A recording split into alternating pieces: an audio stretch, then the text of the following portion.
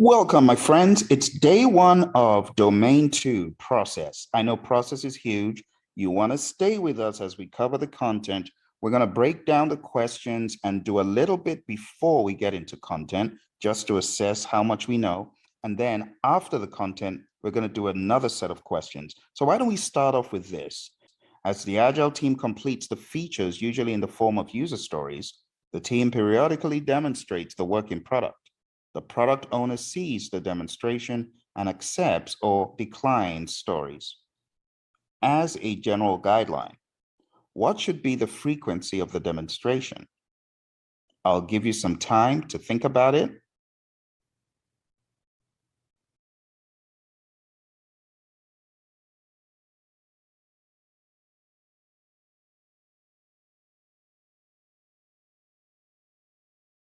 Hit the pause button if you need more time. I will reveal the answer in 3, 2, and 1.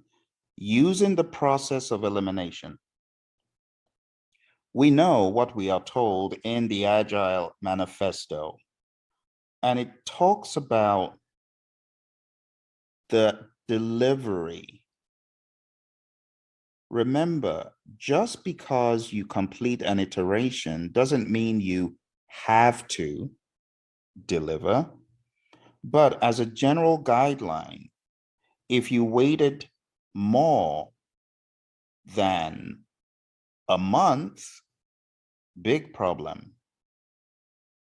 It's less of a problem if you did it in smaller pieces, but it's not as small as once every week, so it's not A.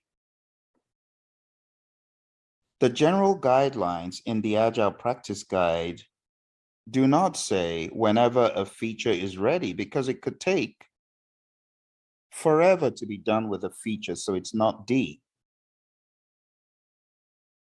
Saying that the team should demonstrate a working product at least once every iteration, if the iteration is 10 weeks, still doesn't help the matter, so it's not C.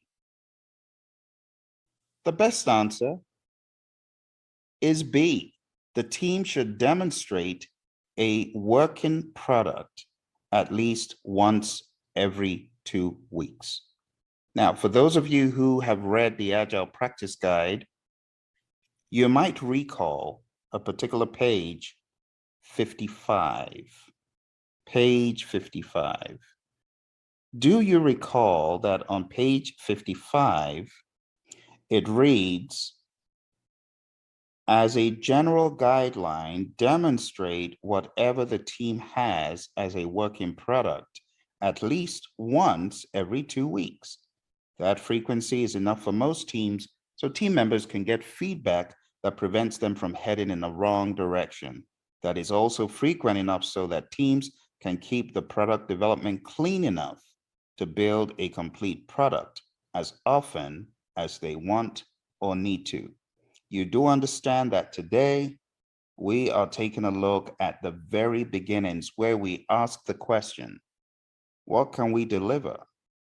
How soon can we deliver it? Hello, my friends. Welcome to 40 Days to PMP Exam Success. Today we are stepping into the process domain. And the process domain is huge on the exam. You know, it's 50% of the test. And it cuts across both predictive as well as agile and hybrid. So you really got to be good with all of the practices, all of the processes, all of the artifacts, whether you want to call them inputs, outputs, tools, techniques, methods, models, artifacts, whatever you want to call them. You have to be really good with them. So today we're going to start off with the very first task. Okay, now, while I don't like the positioning of this task because it kind of negates planning, however, it should come first by virtue of what the enablers are.